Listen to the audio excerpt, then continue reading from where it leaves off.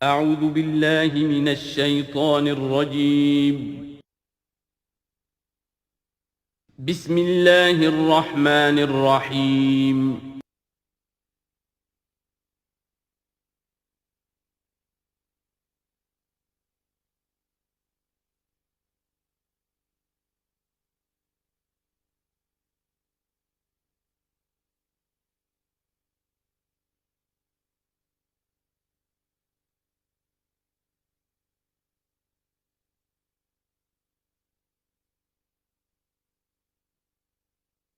الحمد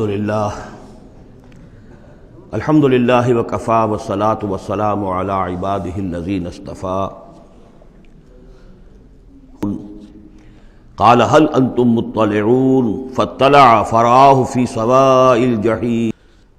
سورہ صافات کے دوسرے رکوع میں اہل جنت کے ایک مکالمے کا تذکرہ تھا، جس سے یہ اندازہ ہوگا کہ کس قدر سادہ مزاج متواضع وہ لوگ ہوں گے کہ جو اللہ تعالیٰ کے فضل و کرم سے جنت میں داخل ہوں گے۔ قال قائل منہم، ان میں سے ایک کہے گا کہنے والا، انی کان لی قرین، یہ اہل جنت ہیں آپس میں گفتگو کر رہے ہیں، میرا ایک ساتھی تھا، دوست تھا، یقول انک لمن المصدقین، مصدقین، وہ مجھ سے کہا کرتا تھا کہ تمہیں کیا ہو گیا ہے، تم رسول کی تصدیق کر رہے ہو، کتنی بے تکی بات ہے، اور تم تصدیق کر رہے ہو محمد کی صلی اللہ علیہ وسلم۔ اذا متنا وکنا ترابا وعظاما انا لمدینون، کیا جب ہم مر جائیں گے اور ہم ہو جائیں گے مٹی اور ہڈیاں، ہڈیاں بھی گڑی سلی ہوں گی اور سڑی گلی ہوں گی، اور یہ کہ مٹی، باقی جسم تو مٹی بن چکا ہوگا، تو کیا پھر ہمیں کوئی جزا ملے گی، بدلہ ملے گا؟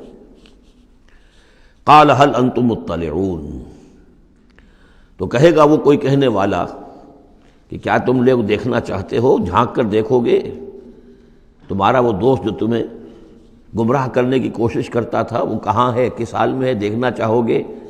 یعنی اہل جنت کے لیے یہ اہتمام بھی کیا جائے گا۔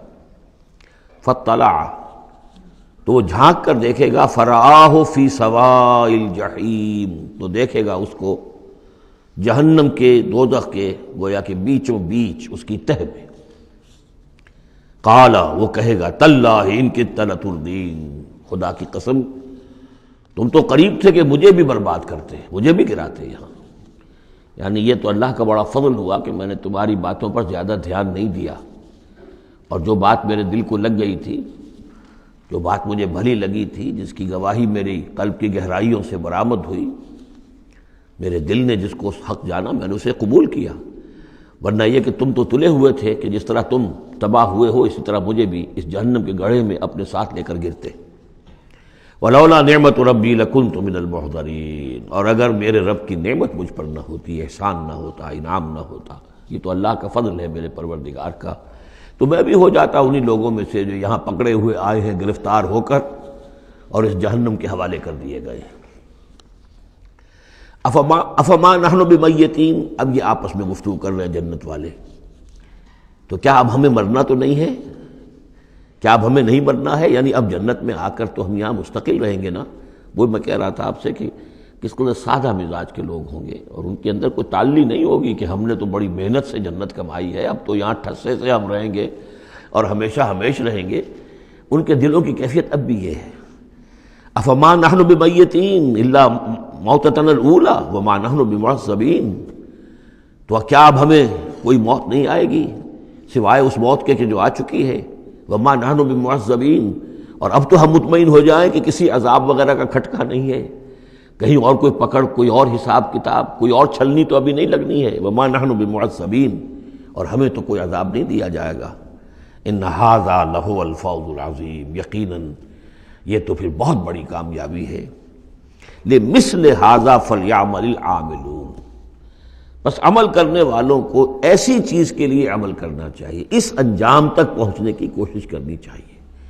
یہ ہے وہ انجام کہ جو اہل جنت کا ہوگا، اور اس انجام کو اپنے سامنے رکھ کر ہر محنت کرنے والا، عامل تو سب ہیں، بھاگ دوڑ تو سب کر رہے ہیں، دنیا پیش نظر ہے، دنیا بھی بغیر بھاگ دوڑ کے تو نہیں ملتی، محنت ہوتی ہے، دن رات کی ہوتی ہے، خون پسینہ ایک کر کے دنیا ملتی ہے، لیکن یہ ہے کہ اصل میں یہ خون پسینہ جو ہے انسان کا وہ اتنا قیمتی ہے کہ اس کے عوض تو یہ جنت حاصل کرنی چاہیے، نہ یہ کہ محض دنیا کی چند روزہ زندگی کے عیش و آرام اور صرف اس کی زیبائش و آرائش۔ اذالک خیر نزلا ام شجرۃ الزقوم، بھلا یہ کیفیت بہتر ہوگی، یہ انجام بہتر ہوگا، یا وہ ایک مہمان نوازی کے اعتبار سے نزل پہلی مہمان نوازی، ام شجرۃ الزقوم، یا زقوم کا درخت بہتر ہوگا کہ جو جہنمیوں کو دیا جائے گا، ان کا جو ناشتہ ہوگا وہ زقوم سے ہوگا۔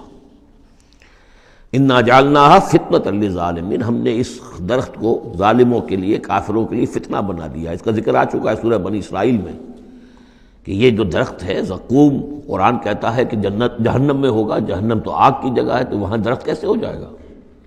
کہاں درخت کہاں آگ؟ تو ہم نے اس کو فتنہ بنا دیا ہے۔ وہ لوگ سب ساری چیزیں جو ہے اس دنیا کے قوانین پر قیاس کر رہے ہیں، اس عالم کے قوانین یہ نہیں ہے، اس قوانین اور ہیں۔ یہاں کی آگ تو ایک دفعہ جلا دیتی ہے تو انسان مر جاتا ہے، وہاں کی وہ آگ جلائے گی لیکن مرنے نہیں دے گی۔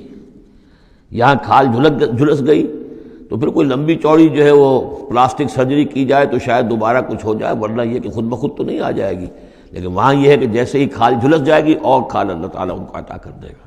تو وہاں کے نوامیس، وہاں کے قوانین، وہاں کے جو بھی لاز ہیں وہ مختلف ہیں یہاں کے قوانین سے۔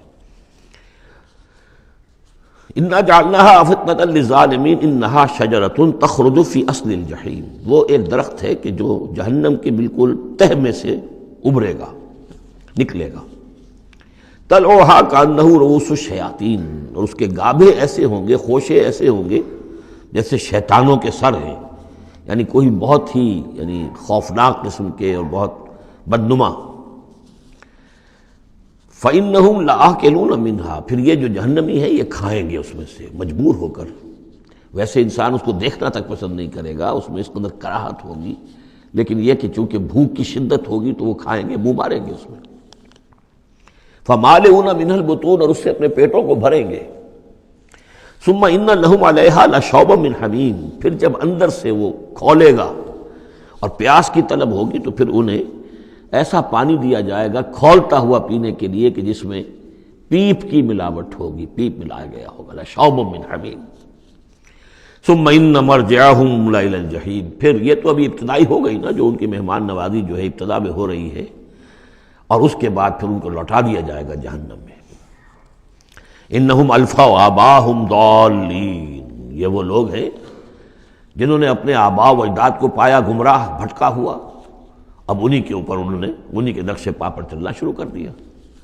فہم علی آثارہم یہرعون، تو انہی کے نقوش پا پر اب یہ دوڑ رہے ہیں، بے اختیار دوڑے چلے جا رہے ہیں، بغیر سوچے سمجھے، جو بھی آباء و اجداد کے طور طریقے ہیں۔ وَلَقَدْ ضَلَّ قَبْلَهُمْ أَكْثَرُ الْأَوَّلِينَ، حالانکہ ان سے پہلے بھی جو پہلے لوگ تھے ان کی اکثریت بھی گمراہ تھی، وہ تو ہم دیکھ چکے ہیں۔ ان تطع اکثر من فی الارض یضلوک عن سبیل اللہ، یہ ہم آیت پڑھ چکے ہیں۔ اگر تم زمین میں بسنے والوں کی اکثریت کی پیروی کرو گے تو وہ تو تمہیں گمراہ کر کے چھوڑے گی۔ پھر یہ آیت بھی سورہ یوسف میں آ چکی ہے، وما یؤمن اکثرهم باللہ الا وهم مشرکون، کہ ان کی اکثریت جو ہے اللہ پر ایمان نہیں رکھتی مگر کسی نہ کسی نوع کے شرک کے ساتھ۔ اور شرک یہی ہوتا ہے کہ ایک بڑے اللہ کو مان کر کسی نہ کسی چھوٹے اللہ کو بھی مانا جائے، اور ہوتا یہ ہے کہ وہ چھوٹا خدا جو ہے وہ اعصاب پر سوار ہو جاتا ہے، اور بڑا تو کہتے ہیں وراء الورا وراء الورا، وہ تو ہے بیٹھا ہوا ہے، اسے اس دنیا کی فکر بھی نہیں ہے، کوئی چنتا بھی نہیں ہے، کوئی تشویش بھی نہیں ہے، وہ اپنے اندر مگن ہے۔ مشائین کا فلسفہ یہ ہے جو ارسطو کے پیروکار ہیں، اور ہمارے ہاں اکثر جو متکلمین ہیں وہ سب مشائین ہیں، ارسطو کے پیروکار ہیں اکثر متکلمین۔ تو متکلمین کے اس مشائین کا، ارسطو کا فلسفہ یہ ہے کہ اللہ تعالیٰ صرف کلیات کا عالم ہے، جزیات کا نہیں ہے، زیادہ اسے اس کائنات کی فکر ہی نہیں، اس نے بس پیدا کر دیا ہے، بس اللہ اللہ خیر صلی اللہ، کچھ قوانین بنا دیے، یہ خود بخود چل رہی ہے، اب اسے اس سے کچھ سروکار نہیں ہے۔ جیسے کہ کوئی کھلاڑی جو ہے وہ فٹ بال کو کک مارتا ہے، اب وہ فٹ بال جا رہی ہے، اب کھلاڑی ادھر کھڑا ہے، فٹ بال جا رہی ہے، اب یہ کھلاڑی چاہے کہ روک لے تو وہ فٹ بال کو روک تو نہیں سکتا، یہ تو جا رہی ہے، وہ تو زمین کی فرکشن ہے، کوئی رکاوٹ ہے، یا اس کی اپنا مومنٹم ختم ہوگا تو پھر یہ ہے کہ وہ رکے گی۔ تو یہ تصورات بھی اللہ کے بارے میں دنیا میں رہے ہیں، اور بڑے بڑے حکماء کے رہے ہیں، فلاسفہ کے رہے ہیں۔ انسان نے جب اپنے جو اپنے پیمانے ہیں ان پر اللہ کو ناپنا چاہا اور تولنا چاہا تو پھر اسی قسم کی حماقتوں میں انسان مبتلا ہوا۔ وَلَقَدْ ضَلَّ قَبْلَهُمْ أَكْثَرُ الْأَوَّلِينَ، ان سے پہلے بھی جو پہلے تھے، پہلوں کی اکثریت بھی تو گمراہوں پر مشتمل تھی۔ وَلَقَدْ أَرْسَلْنَا فِيهِمْ مُنذِرِينَ، ہم نے ان میں بھی اپنے خبردار کرنے والے بھیجے تھے۔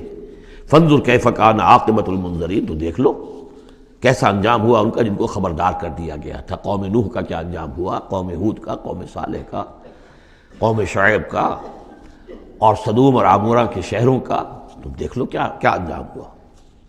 الا عباد اللہ المخلصین، البتہ ان میں سے جو اللہ کے خاص بندے تھے اللہ نے ان کو بچایا۔ وَلَقَدْ نَادَانَا نُوحٌ فَلَنِعْمَ الْمُجِيبُونَ، اور ہمیں پکارا تھا نوح نے تو ہم کیا ہی اچھے ہیں جواب دینے والے اور دعا کے قبول کرنے والے۔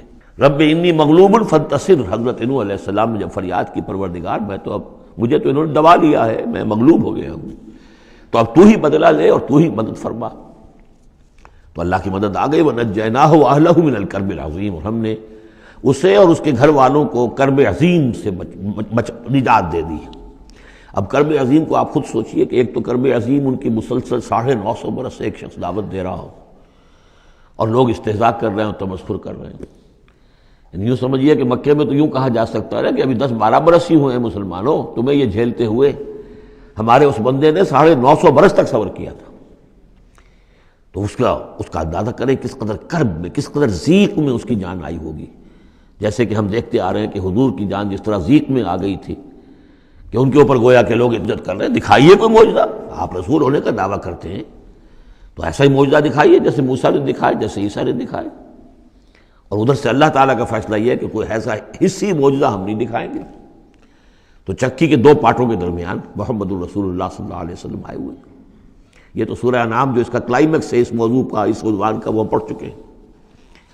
کرب عظیم پھر وہ بھی ہے کہ جب وہ بارش آئی ہے اور طوفان آیا ہے تو اب اس وقت بھی تو جو ہلچل مچی ہوگی اس کا آپ اندازہ کیجیے، کیا بھاگ دوڑ ہوئی ہوگی، کہاں کہاں لوگوں نے جان بچانے کی کوشش کی ہوگی۔ یوں ہی تو نہیں ہو گیا کہ بس آنے واحد کے اندر وہ سب کے سب غرق ہو گئے۔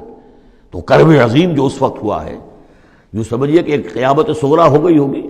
یا ایھا الناس اتقوا ربکم ان زلزلۃ الساعۃ شیء عظیم، تو اس کا کچھ نہ کچھ عکس تو اس وقت ہوا ہوگا۔ تو اس کرب عظیم سے ہم نے ان کو بچا لیا۔ وجعلنا ذریتہ هم الباقین، یہ آیت بہت اہم ہے حکمت قرآنی اور فلسفہ قرآنی کے اعتبار سے۔ اور ہم نے بنا دیا اسی کی اولاد کو باقی رہنے والا۔ اس سے یہ ثابت ہوتا ہے، یہ ایک اسلوب حصر ہے کہ حضرت نوح کے بعد پھر کسی اور شخص کی نسل دنیا میں چلی نہیں۔ یعنی یہ کہ ان کے ساتھ 72 تھے، 80 تھے، کتنے نہیں تھے۔ ایک جگہ قرآن میں یہ بھی آیا ما آمن معه الا قلیل، سوائے چند لوگوں کو ایمان نہیں لایا۔ اور گمان یہی ہے کہ یا تو حضرت نوح علیہ السلام اور ان کے 3 بیٹے اور ان کے اہل خانہ، اور ممکن ہے کہ ایک بیوی تو پیچھے رہ گئی، غرق ہونے والی تھی، لیکن کوئی اور بیوی ان کی ہو کہ ان کے ساتھ ہو، اور باقی یہ کہ ممکن ہے ان کے جو کچھ ملازم ہوں گے، خادم ہوں گے، بس۔ اور میرا یہ خیال ہے کہ ان پر کوئی ایمان نہیں لایا۔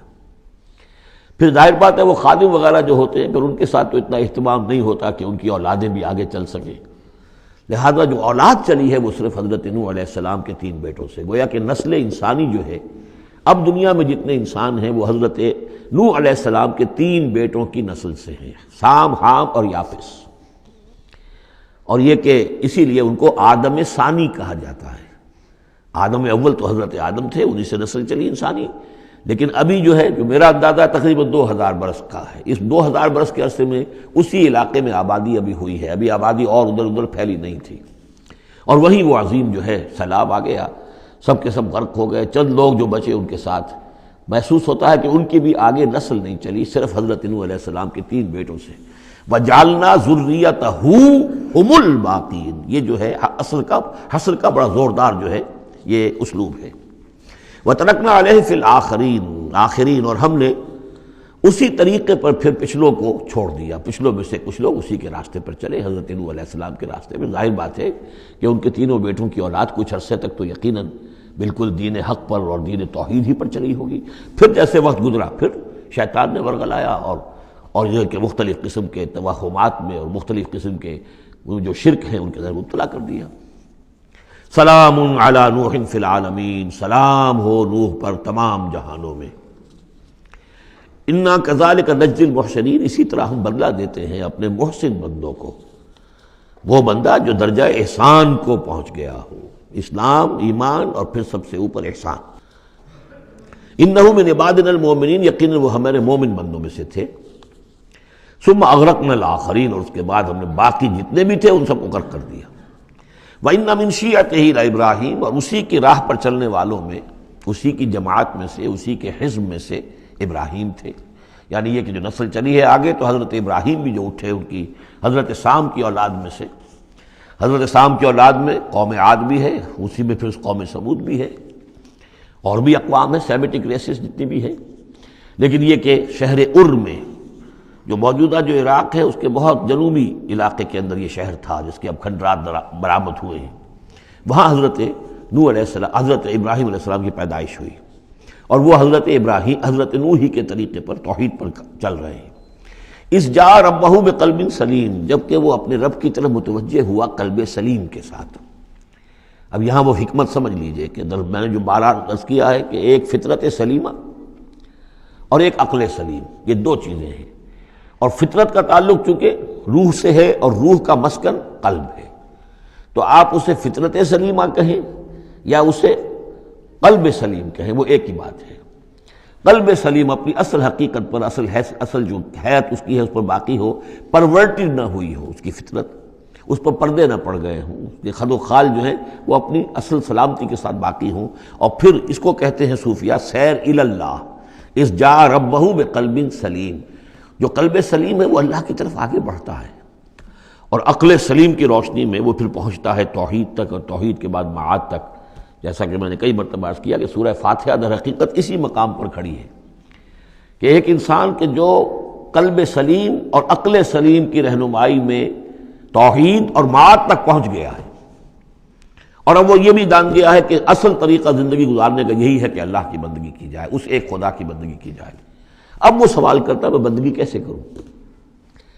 جیسے میں نے آپ کو بتایا مکے میں ایسے لوگ موجود تھے، حضرت سعید ابن زید جو ہیں کہ جو بہنوئی تھے حضرت عمر بن الخطاب کے رضی اللہ تعالیٰ عنہ کے جو والد تھے زید، وہ موحد تھے، اور کعبے کے پردے پکڑ پکڑ کر دعا کیا کرتے تھے کہ اللہ میں صرف تجھے پوجنا چاہتا ہوں، تیری بندگی کرنا چاہتا ہوں، لیکن نہیں جانتا کیسے کروں۔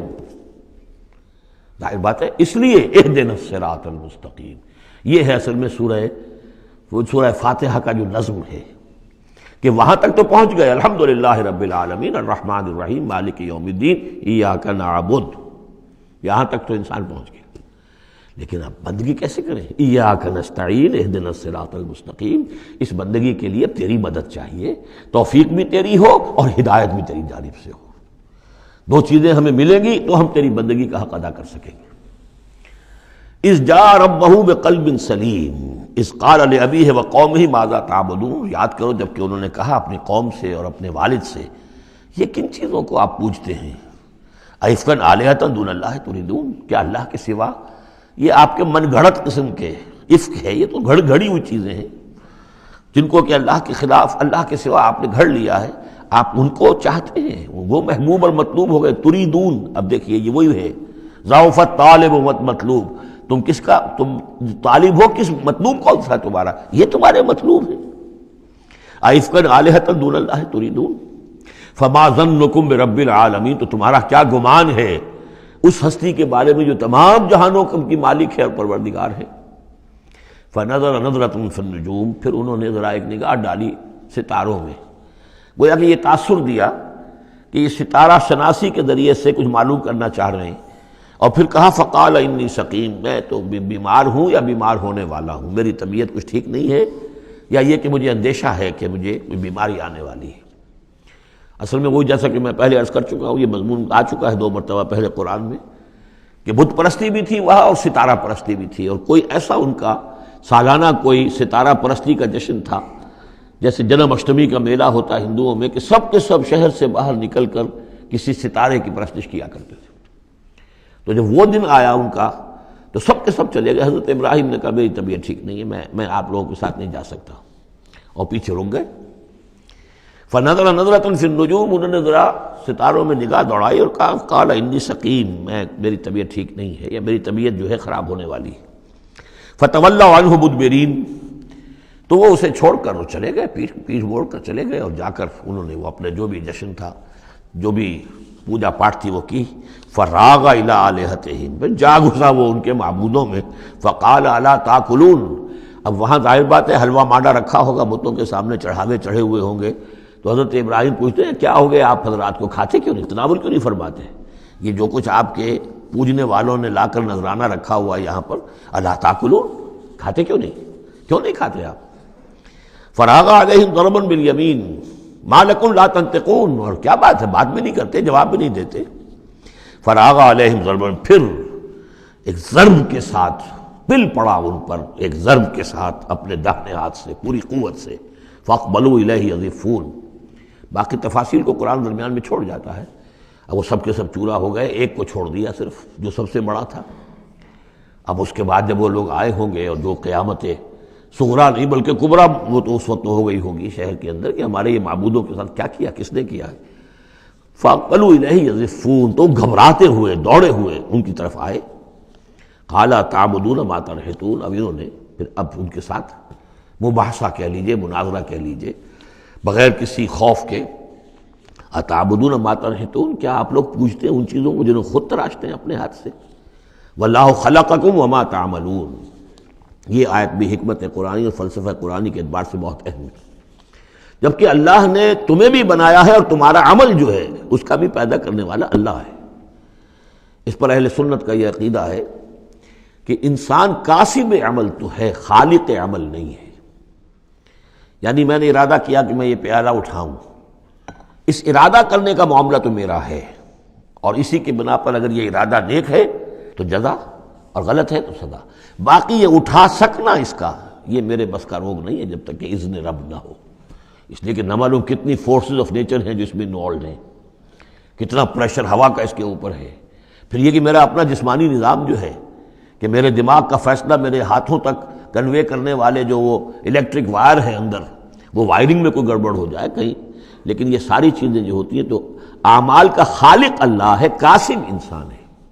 واللہ خلقکم وما تعملون، یہاں خاص طور پر یہ اس لیے کہا جا رہا ہے کہ تم نے تراشے ہیں نا یہ، تو تم جو کچھ کرتے ہو اپنے ہاتھوں سے، تمہارے جو اعمال ہوتے ہیں ان کا خالق بھی اللہ ہے۔ قالوا ابنوا له بنيانا فالقوه في الجحيم، انہوں نے کہا اس کے لیے ذرا ایک بڑا الاؤ بناؤ، بڑی عمارت تعمیر کرو، اور پھر اس کو ایک جہنم کے اندر جھونک دو، آگ کے اندر ڈال دو۔ فارادوا به كيدا فجعلناهم الاسفلين، تو انہوں نے اس کے ساتھ اس پر ایک داؤ آزمایا تھا، لیکن ہم نے انہی کو کر دیا نیچے، یعنی وہ شکست خوردہ۔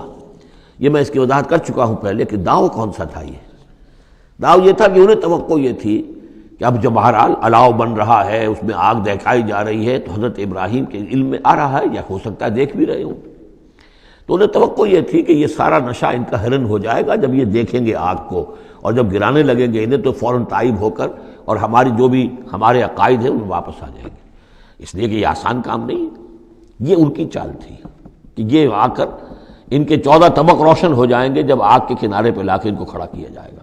لیکن وہ تو بے خطر کود پڑا آتش نمرود میں، عشق عقل ہے محو تماشائے لبے بام ابھی۔ تو حضرت ابراہیم علیہ السلام نے جب یہ کچھ کیا اور پھر اللہ نے گل و گلزار بنا دیا اس آگ کو، تو وہ لوگ جو ہے نہایت ناکام اور خائب و خاسر ہوئے۔ وقال انی ذاہب الی ربی سیہدین، اور اب حضرت ابراہیم نے فرمایا کہ میں اپنے رب کی طرف جاتا ہوں، وہ مجھے ہدایت دے گا، یعنی راستہ بتائے گا، یعنی اب ہجرت کر رہے ہیں۔ یہ قانون ہے، جب کسی نبی اور رسول کے قتل پر آمادہ ہو، ظاہر بات ہے کہ آمادگی سے کیا آگے بڑھ کر، انہوں نے تو آمادگی سے بھی آگے نکل گئے، اپنی طرف سے تو ڈال ہی دیا نا آگ میں، اللہ نے بچا لیا اور بات ہے۔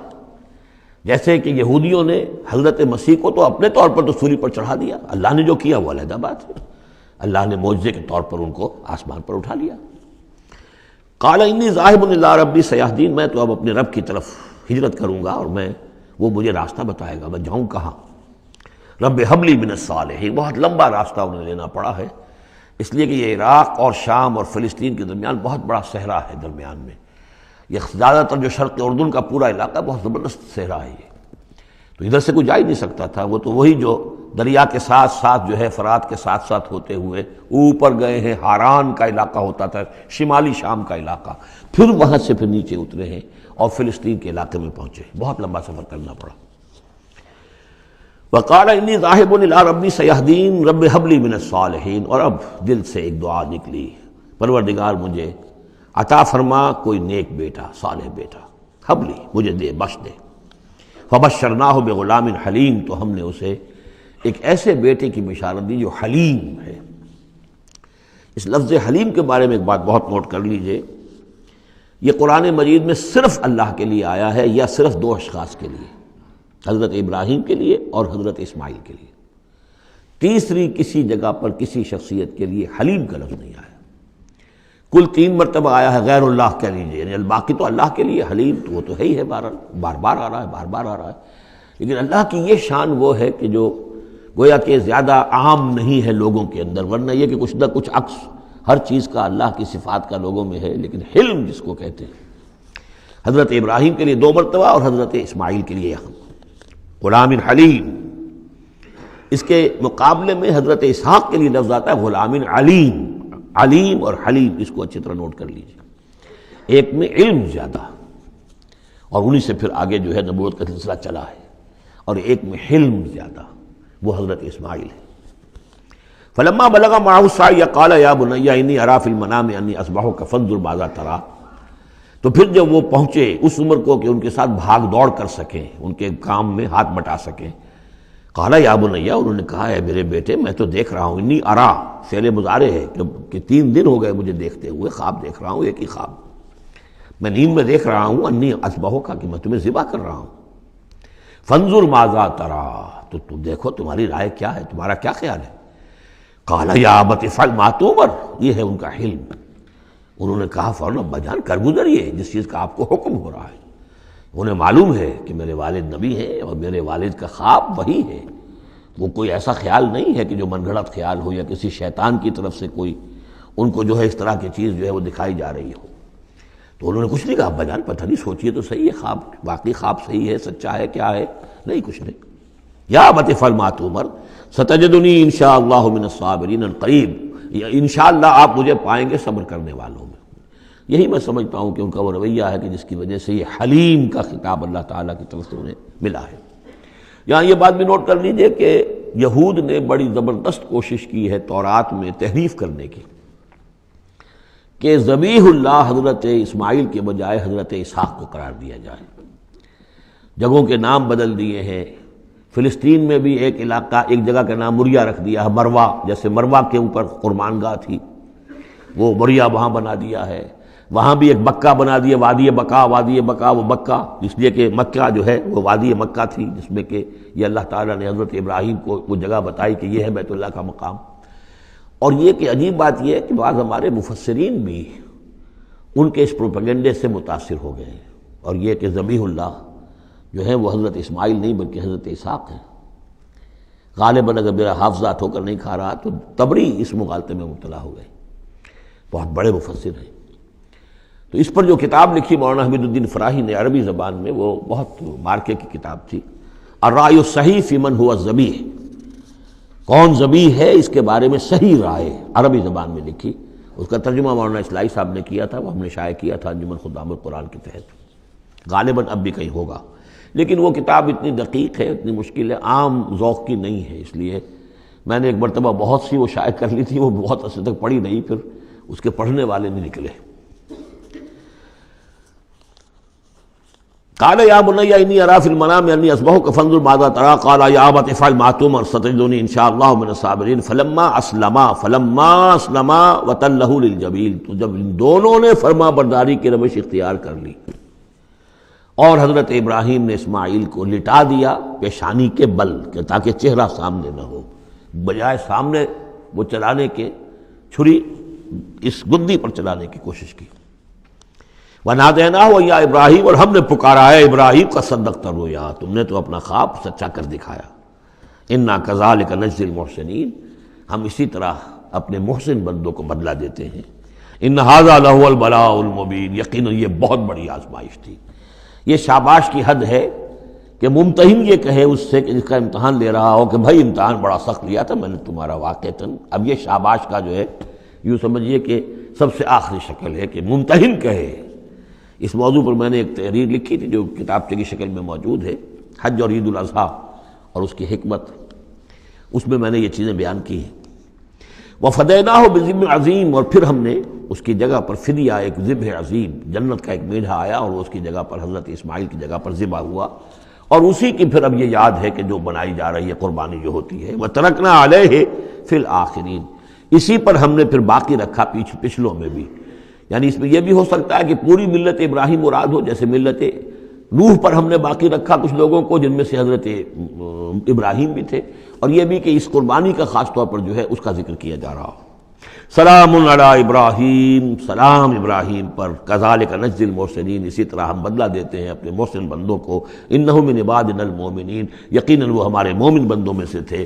وبشرناہ باسحاق نبیا من الصالحین، اور ہم نے بشارت دی انہیں اسحاق کی کہ جو انبیاء ہی میں کے زمرے میں سے ایک نبی ہوں گے۔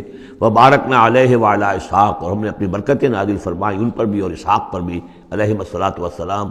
ومن ذریتہما محسن وظالم لنفسہ مبین، اور ان کی اولاد میں سے، نسل میں سے بہت نیکوکار بھی نکلے، بہت محسن بھی نکلے، لیکن یہ کہ ظالم لنفسہ مبین، صاف صاف اپنے نفس پر ظلم کرنے والے بھی نکلے، ہر طرح کے لوگ نکلے۔ وَلَقَدْ مَنَنَّا عَلَىٰ مُوسَىٰ وَهَارُونَ، یہ قصص النبیین کے انداز کی صورت ہے جو میں یہ اصطلاحات سے آپ کو واقف کرا چکا ہوں۔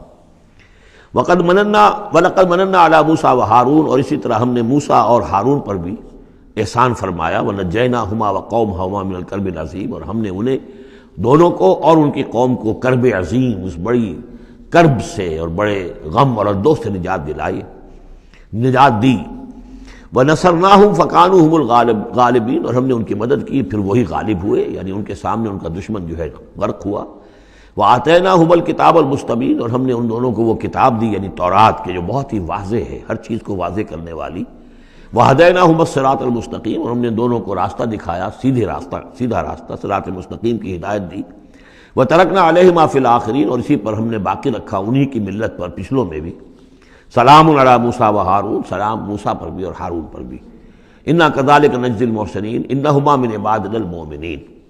وان الیاس لمن المرسلین، اور یقیناً الیاس بھی ہمارے رسولوں میں سے تھے، یہ حضرت ہارون کی نسل میں سے تھے۔ اور بال بک ایک شہر ہے بال کا، بک اصل میں پرانی عبرانی زبان میں شہر کو کہتے تھے، بکہ، تو یہ بکہ جو تھا یہ بک، تو بال بک، بک کا شہر۔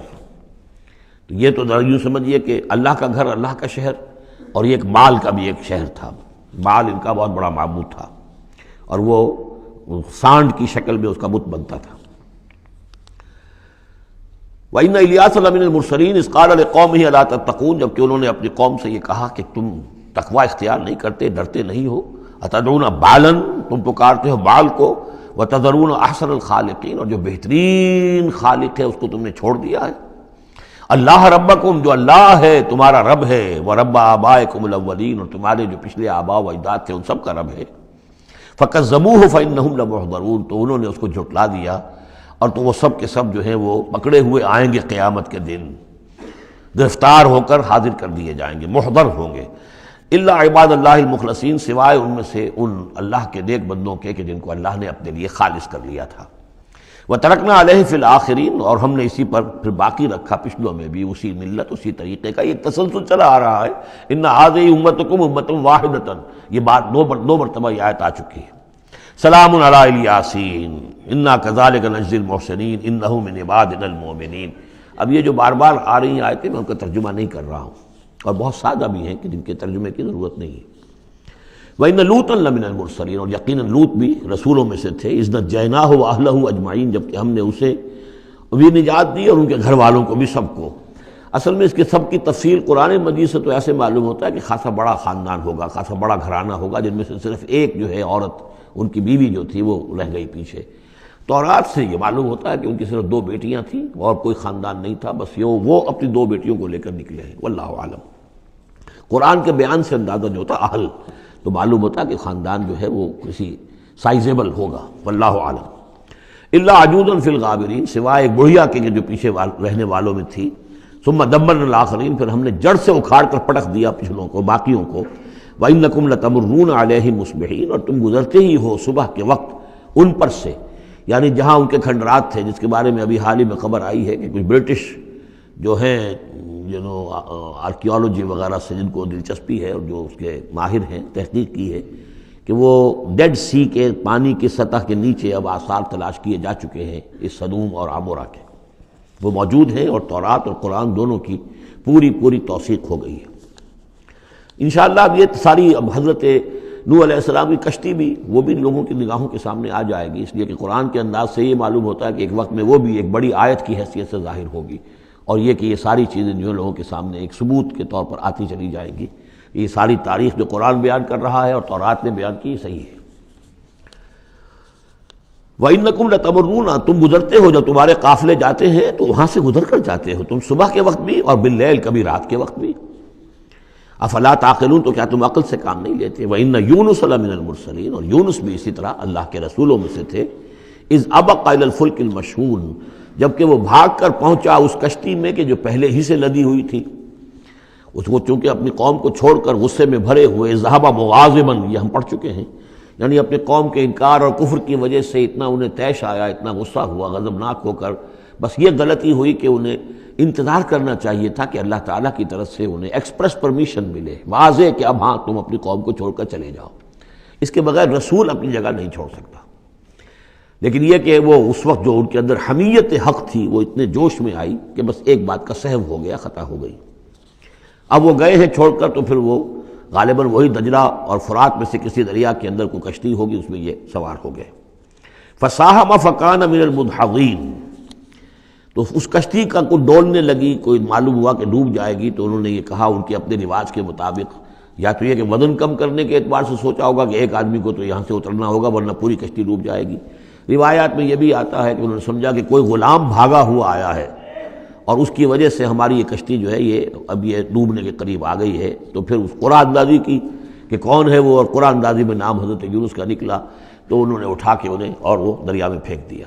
فَسَاهَمَ، انہوں نے قرعہ ڈالا، فَكَانَ مِنَ الْمُدْحَضِينَ، تو وہی ہوا جسے دھکیل دیا گیا دریا کے اندر۔ فَالْتَقَمَهُ الْحُوتُ، تو اسے نگل لیا مچھلی نے، کوئی ویل ہوگی بڑی مچھلی، اور آج کل تو آپ کو معلوم ہے جس سائز کی ہوتی ہیں۔ وَهُوَ مُلِيمٌ، اور وہ ملامت زدہ تھے اللہ کی طرف سے۔ اب ظاہر بات ہے کہ جو بھی خطا ہو جاتی ہے، اور جتنی بڑی شخصیت ہوتی ہے اس کے بارے میں ان کی چھوٹی سی خطا کے اوپر بھی اللہ کا جو اظہار ہوتا ہے ناراضگی کا، وہ بہت سخت ہوتا ہے۔ جن کے رتبے ہے سوا، ان کی سوا مشکل ہے ان کے مقامات کے اعتبار سے۔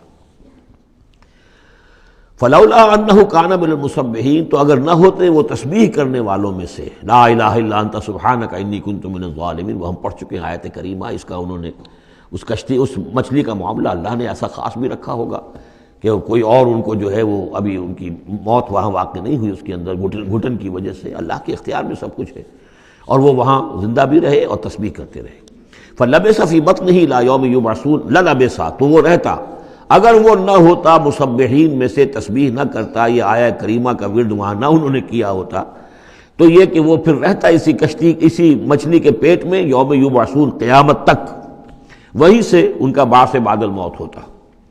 فَنَبَذْنَاهُ بِالْعَرَاءِ، لیکن یہ کہ انہوں نے چونکہ اللہ سے اپنی معافی چاہی اور استغفار کیا، لا الہ الا انت سبحانک انی کنت من الظالمین، تو اللہ تعالیٰ نے ان کو اس مچھلی کو حکم دیا، اور مچھلی نے اسے بالعراء، ایک چٹیل میدان میں کہیں اگل دیا، اور جا کر وہ ایک ساحل کے پر کسی پر چٹیل میدان کے اوپر وہ ڈال دیے گئے۔ وَهُوَ سقیم، حالت ان کی خستہ تھی، مچھلی کے پیٹ میں رہے ہیں تو کوئی ڈائجسٹیو جوسز وغیرہ نے آخر کھال وال کو جو کچھ کیا ہوگا، بہت خستہ حالت کے اندر وہ مچھلی نے اگل دیا، اب وہ چٹیل میدان پر پڑے ہیں۔ اب یہ جو ہے فَأَنبَتْنَا عَلَيْهِ شَجَرَةً مِّن يَقْطِينٍ، تو ہم نے اس پر ایک یقطین کا درخت اگا دیا۔ اس کی مجھے اس سے پہلے کئی تفاسیر میں تو نہیں ملی ہے بات، لیکن ہمارے ہاں ایک صاحب یہی کراچی میں، ان کا انتقال ہوا چند سال پہلے، احمد الدین مارہروی، یہ محکمہ تعلیم سے متعلق تھے، اللہ تعالیٰ ان پر اپنی رحمت نازل فرمائے۔ تو وہ محکمہ تعلیم میں کبھی رہے ہیں مکران کے علاقے میں، تو ان کا وہاں ایک بیل ہوتی ہے، اگین کہتے ہیں، اگین، یہ یعنی بلوچوں کے ہاں اور مکرانیوں کے ہاں اس کا نام اگین ہے، اور وہ بیل ایسی ہے کہ جس کے پتے بڑے بڑے ہوتے ہیں اور وہ زمین میں پھیلتی جاتی ہے، اور اس کے اندر کچھ ایسا انسیکٹیسائیڈ ہے، کوئی ایسی چیز ہے، ریپیلنٹ ہے، کہ کوئی جو ہے حشرات الارض اس کے قریب نہیں آتے۔ تو اللہ تعالیٰ نے وہ اگین کا درخت جو ہے، اچھا یقطین جو ہے، اب وہ قاف گاف بنتا ہے، وہ تو آپ کو معلوم ہے، پورے سعودی عرب میں بھی قاف جو ہے، قم کو وہ گم ہی کہتے ہیں، تو یقطین سے یقین، یقین سے یقین وہ بن گیا ہوگا، تو وہ اب بھی موجود ہے وہ پودا، وہ ایک بیل کی طرح پھیلتا ہے، اور اس کا جو ہے جیسے ہمارے یہاں گھیا ہوتا ہے، گول گھیا، اس قسم کا اس کا پھل ہوتا ہے، بہت میٹھا، وہ اس میں لگتا ہے۔ تو اللہ تعالیٰ نے ان کے لیے گویا کہ انتظام کر دیا کہ یہ یہاں پڑے ہیں تو ان کے زخم وغیرہ ٹھیک ہوں، کھال صحیح ہو، لہٰذا ان کے اوپر کوئی جو ہے حشرات الارض ان کے اوپر حملہ آور نہ ہو جائیں، کوئی بیکٹیریا نہ آ جائیں، تو وہ چیز ریپیلنٹ جو ہے وہ اس کے اندر موجود تھی اگین کے اندر۔ وَأَنبَتْنَا عَلَيْهِ شَجَرَةً مِّن یقطین، ہم نے یقطین کی ایک بیل اس کے اوپر اگا دی، اب اس کا سایہ بھی ہو گیا، دھوپ سے بھی بچت ہو گئی، اور وہاں پڑے پڑے ہی وہ جو پھل جو ہوگا اس کا، کہ جو اس کے اندر مٹھاس بھی تھی اور غذا بھی دے رہی ہے، تو وہاں سے ان کو وہ پھل بھی اللہ نے دے دیا۔ وَأَرْسَلْنَاهُ إِلَىٰ مِائَةِ أَلْفٍ أَوْ يَزِيدُونَ، پھر ہم نے انہیں ٹھیک کر کے یعنی صحت یاب کر کے پھر ہم نے انہیں بھیج دیا 1,00,000 انسانوں کی طرف۔ آیا یہ اپنی ہی قوم کی طرف واپس آئے ہیں یا کسی اور قوم کی طرف بھیجے گئے، یہ یقین کے ساتھ معلوم نہیں ہے، لیکن یہ کہ پھر انہیں، اور غالباً یہی ہے اغلب کہ اپنی ہی قوم کے پاس واپس آ گئے، جن کا کہ عذاب ٹل گیا تھا، حالانکہ عذاب کے آثار شروع ہو چکے تھے، لیکن سورہ یونس میں ہم پڑھ چکے ہیں، ایک ہی یہ واقعہ ہوا ہے تاریخ میں کہ عذاب کے آثار شروع ہونے کے بعد کوئی قوم توبہ کرے اور اس کی توبہ قبول ہو جائے، اور یہ کہ عذاب الہی ٹل جائے۔ فَأَرْسَلْنَاهُ إِلَىٰ مِائَةِ أَلْفٍ أَوْ يَزِيدُونَ، تو ہم نے 1,00,000 کے آدمی یا ان سے بھی کچھ زیادہ کی طرف انہیں بھیجا۔ فَآمَنُوا فَمَتَّعْنَاهُمْ إِلَىٰ حِینٍ، تو وہ ایمان لے آئے اور ہم نے پھر انہیں دنیا کا سامان متاع دنیاوی عطا کیا ایک خاص وقت تک کے لیے، یعنی یہ فریش لیز آف ایگزسٹنس، ایک نئی ان کو مہلت دے دی بقا کی۔ فَاسْتَفْتِهِمْ أَلِرَبِّكَ الْبَنَاتُ وَلَهُمُ الْبَنُونَ، اب یہاں پر وہ جو مشرک تھے مکے کے، ان کے جو عقائد تھے، اب ان سے بحث ہو رہی ہے۔ تو اے نبی ذرا ان سے پوچھئے، کیا تیرے رب کے لیے تو بیٹیاں ہیں اور ان کے لیے بیٹے ہیں؟ یعنی یہ کہ اوروں نے تو چلیے بیٹا تو دیا، اللہ کو الاٹ کیا تو بیٹا تو کیا، انہوں نے الاٹ بھی کیے تو بیٹی ہیں جو خود انہوں پسند نہیں ہے۔ ام خلقنا الملائکۃ اناثا، کیا ہم نے فرشتوں کو واقعی مؤنث بنایا تھا؟ وہم شاہدون، وہ گواہ ہیں اس کے، انہیں معلوم ہے کہ واقعتاً ہم نے فرشتوں کو جو بنایا تھا تو مؤنث بنایا تھا۔ الا انہم من افکہم لیقولون، نہیں آگاہ ہو جاؤ، یہ ان کے اپنے بنائے ہوئے جھوٹ موٹ کے عقائد ہیں، اور وہ کہتے ہیں ولد اللہ، اللہ کی اولاد ہوئی، وانہم لکاذبون، یقیناً وہ جھوٹے ہیں۔ اصطفى البنات علی البنین، کیا اللہ تعالیٰ نے بیٹوں کو چھوڑ کر بیٹیاں پسند فرما لی؟ ما لکم کیف تحکمون، تمہیں کیا ہو گیا ہے، تم کیسے فیصلے کر رہے ہو، کیسی رائے دے رہے ہو؟ افلا تذکرون، تو کیا تم دھیان نہیں کرتے، عقل سے کام نہیں لیتے؟ ام لکم سلطان مبین، کیا تمہارے پاس کوئی کھلی سند ہے، کوئی سلطان ہے؟ اب یہ صورت بھی نوٹ کر لیجئے، یہ تیسری صورت ہے اسی سٹائل کی، سورہ حجر، پھر سورہ شعراء، پھر یہ سورہ صافات، وہی انداز، چھوٹی چھوٹی آیتیں، اور ردم ہے تیز، صوتی آہنگ زیادہ نمایاں ہے، ڈیوائن میوزک جس کو میں کہا کرتا ہوں، ملکوتی غنا جو ہے ان صورتوں کے اندر۔ تو یہ بھی ابتدائی دور کی صورتوں میں سے ہے۔ ایسا محسوس ہوتا ہے کہ اللہ تعالیٰ نے مکی صورتوں کے ہر گروپ کے اندر ایک جو ہے ابتدائی زمانے کی صورت جو ہے وہ شامل کر دی، اور اس کا جو حکمت میری سمجھ میں اب تک آئی ہے، واللہ عالم کوئی اور بڑی حکمت بھی ہو سکتی ہے جو ہمارے علم میں ابھی نہ آئی ہو، لیکن یہ کہ تاکہ مونوٹنی نہ رہے، بلکہ مضامین کے اندر تنوع پیدا ہو جائے۔ لیکن ظاہر بات ہے کہ اب ایک آدمی پڑھ رہا ہے قرآن مجید، فرض کیجئے ایک شخص جو ہے ایک پارہ روزانہ پڑھتا ہے، تب اس میں یہ ہے کہ اس کے سامنے مضامین ایسے نہ ہوں کہ بس وہ کئی دن تک متواتر ایک ہی قسم کے مضامین میں رہے، بلکہ یہ کہ پھر بدل کر عدل کر مضامین آتے چلے جائیں۔ واللہ عالم۔ ام لکم سلطان مبین، کیا تمہارے پاس کوئی کھلی سند ہے؟ فاتو بکتابکم ان کنتم صادقین، تو لاؤ نا اپنی کوئی کتاب اگر تمہارے پاس ہے، اگر تم سچے ہو۔ وجعلوا بینہ وبین الجنۃ نسبا، اور انہوں نے ایسا بھی کیا ہے کہ اللہ اور جنوں کے درمیان بھی نسب کا رشتہ قائم کر دیا ہے۔ وَلَقَدْ عَلِمَتِ الْجِنَّةُ وَإِنَّهُمْ لَمُحْضَرُونَ، اور جنوں کو خوب معلوم ہے کہ انہیں تو گرفتار کر کے پیش کیا جائے گا، سب کے سب جو ہیں حاضر کیے جائیں گے۔ سبحان اللہ عما یصفون، اللہ پاک ہے ان تمام چیزوں سے جو یہ بیان کر رہے ہیں۔ الا عباد اللہ المخلصین، سوائے اللہ کے وہ بندے، وہ جنات میں بھی ہوں گے انسانوں میں بھی ہوں گے، اللہ تعالیٰ جنہیں اپنے لیے خالص کر لیتا ہے۔ فَإِنَّكُمْ وَمَا تَعْبُدُونَ، تو تم اور وہ کہ جن کو تم پوجتے ہو، وَمَا أَنْتُمْ عَلَيْهِ بِفَاتِنِينَ، اور کسی کو اس کے ہاتھ سے بہکا کر نہیں لے سکتے، الا من هو صال الجحیم، سوائے اس کے کہ جو خود گرنے والا ہے جہنم کے اندر۔ وما منا الا له مقام معلوم، اب یہ جو ہے یہاں پر جو اس صورت کے شروع کا معاملہ تھا اس کے ساتھ اب جڑ کر یہ بات آ رہی، والصافات صفا فالزاجرات زجرا فالتالیات ذکرا، وہ فرشتے جو صفیں باندھ کر حاضر رہتے ہیں اللہ کے حضور میں، پھر جس کو حکم ہوتا ہے عذاب الہی کہیں بھیجنے کا تو وہ ڈانٹتا ہے، اور اس کی چنگھاڑ جو ہے اسی سے وہ پھر قومیں اور بستیاں ہلاک ہوتی ہیں۔ فالتالیات ذکراً، جن کو حکم ہوتا ہے وہ اللہ کے ذکر کی تلاوت کرتے ہوئے اللہ کے نبیوں تک اس کو پہنچاتے ہیں پیغامات کو۔ اب وہاں ان کی طرف سے وما منا الا لہ مقام معلوم، ہم میں سے کوئی نہیں ہے، یہ فرشتوں کی طرف سے کہا جا رہا ہے، مگر یہ کہ اس کا ایک ٹھکانہ مقرر ہے۔ دربار میں کوئی 5000 ہے، کوئی 10,000 ہے، کوئی 30,000 ہے، ایسے ہر ایک کا ایک مقام معلوم ہے، مرتبہ مقام معین ہے۔ ملائکہ مقربین ہے، ملائے اعلیٰ ہے، ملائکہ دنیا ہے، ملائکہ اسفل ہے، یہ سب کے سب ہیں۔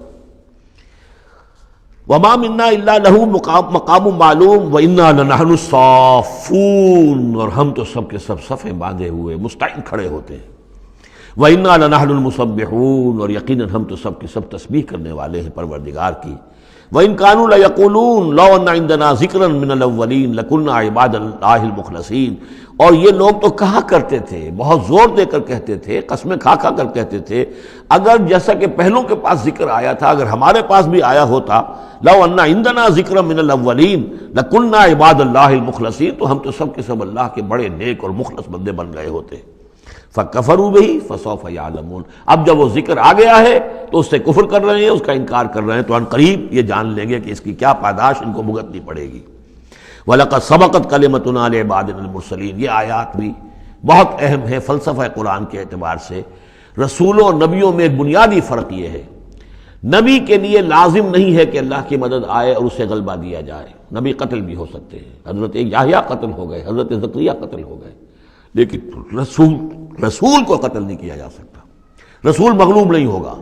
جیسے ہی محسوس ہوگا کہ اب قوم غالب آ رہی ہے، رسول مغلوب ہو رہا ہے، رسول اور اس کے ساتھیوں کو بچا لیا جائے گا اور پوری قوم کو غرق کر دیا جائے گا یا برباد کر دیا جائے گا۔ یہ اللہ کا قاعدہ قانون ہے رسولوں کے بارے میں۔ وَلَقَدْ سَبَقَتْ كَلِمَتُنَا لِعِبَادِنَا الْمُرْسَلِينَ، یہ بات تو ہماری پہلے سے طے شدہ ہے اپنے ان بندوں کے لیے کہ جن کو ہم رسول بنا کر بھیجتے ہیں، عبادنا المرسلین، انہم لہم المنصورون، یقیناً ان کی مدد کی جائے گی۔ اور میں یہ صیغہ جو ہے مستقبل کا بول رہا ہوں، اصل میں تو اب وہ بات ختم ہو چکی محمد الرسول اللہ صلی اللہ علیہ وسلم پر، لیکن ماضی میں یہ اللہ کا قاعدہ اور قانون رہا ہے رسالت کے بعد میں۔ وَإِنَّ جُنْدَنَا لَهُمُ الْغَالِبُونَ، اور یقیناً ہمارا لشکر جو ہے وہی غالب آ کر رہے گا۔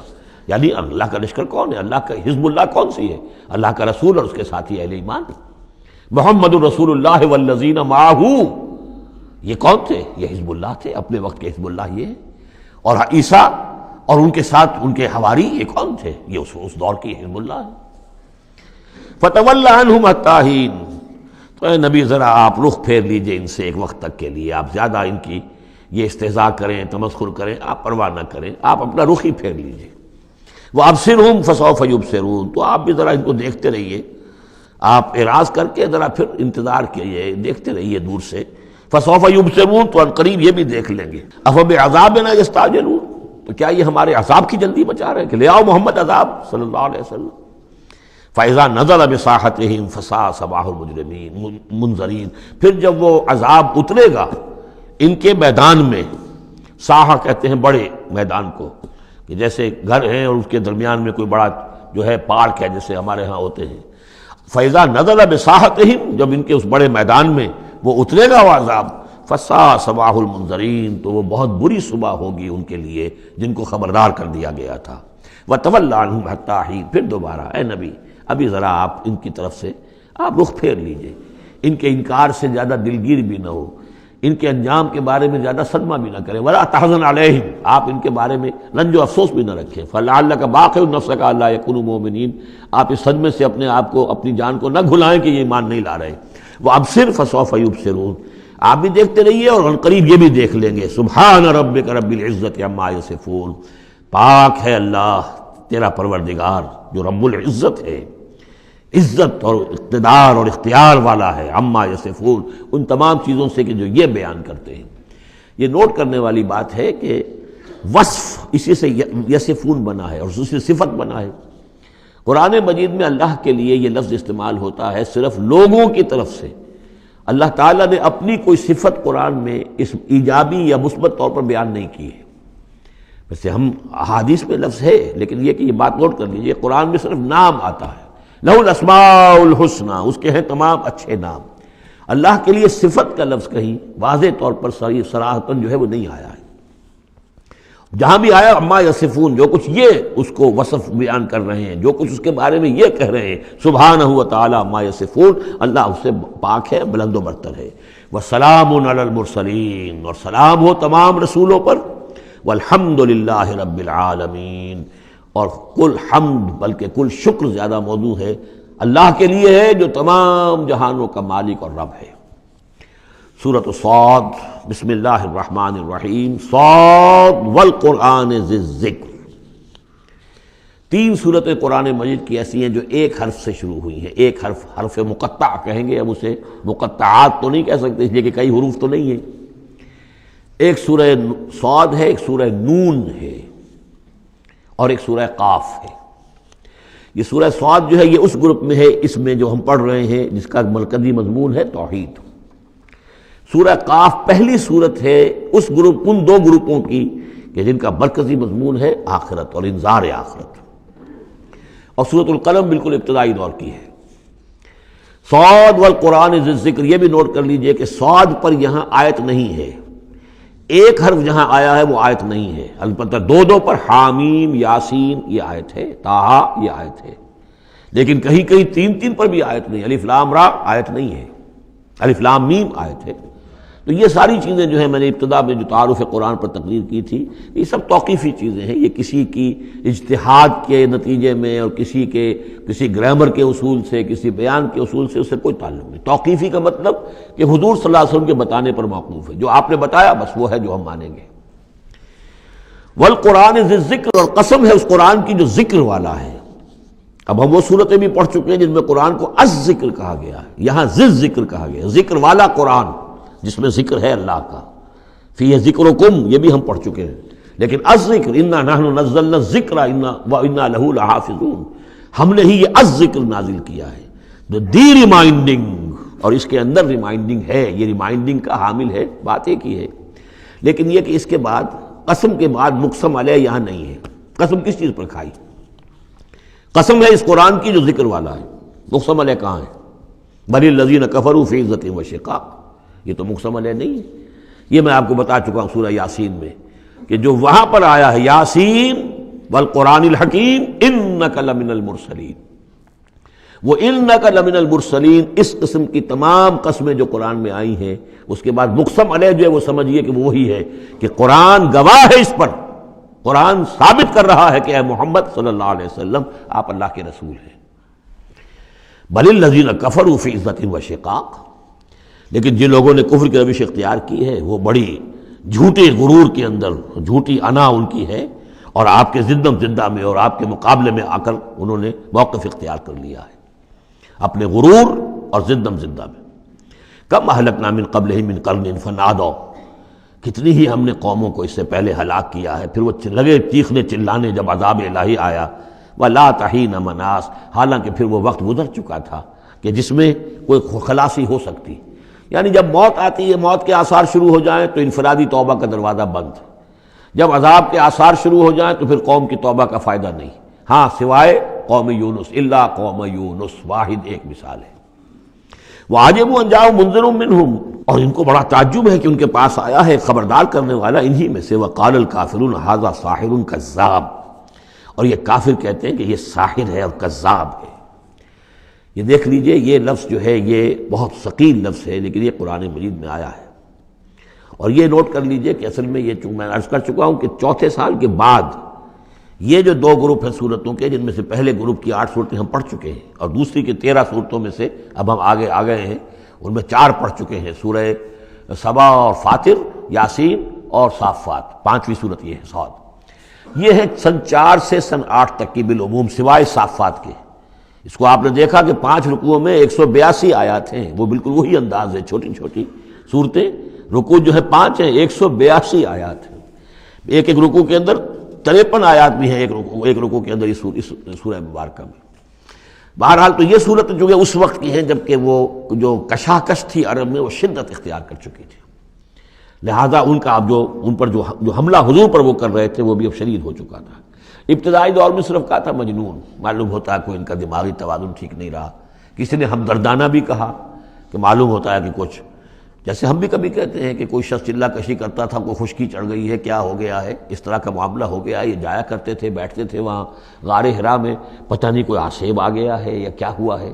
تو ہمدردی کے انداز میں بھی عتبہ ابن ربیعہ نے ایک مرتبہ کہا کہ بھتیجے میرے بڑے تعلقات ہیں، بڑے عاملوں سے کاہنوں سے میں واقف ہوں، واقعتاً آپ مجھے بتائیے اگر آپ کو کوئی اس طرح کا مسئلہ ہے تو میں کسی کاہن کو اور کسی عامل کو بلا کر آپ کا علاج کراؤں۔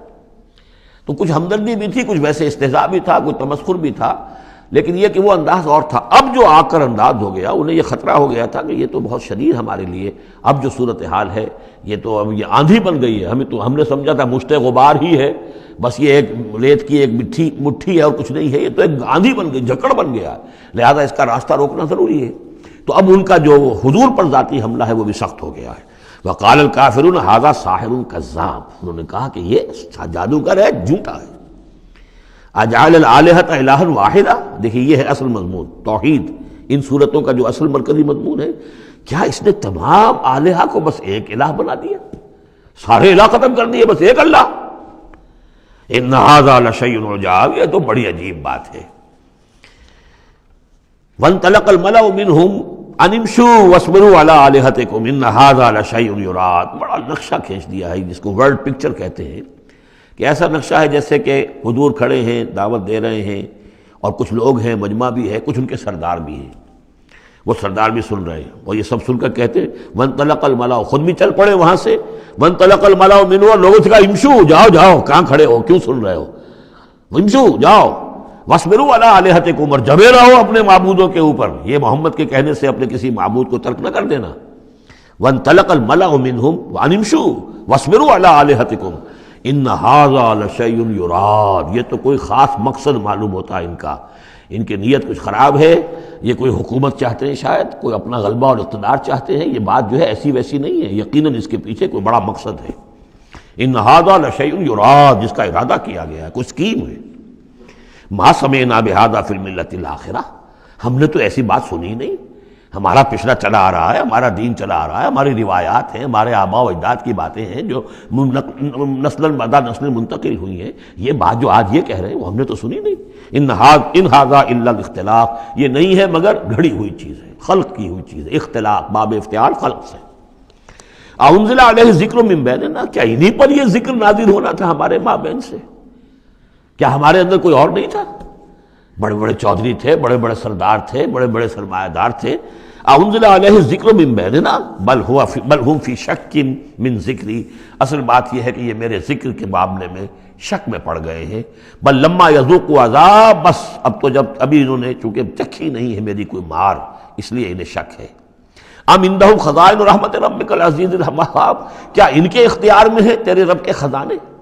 اللہ جو العزیز ہے، وہاب ہے، دینے والا ہے، کیا ان کا اختیار تھا کہ وہ ان سے پوچھ کر دیتا کہ رسالت کس کو دوں، نبی کس کو بناؤں؟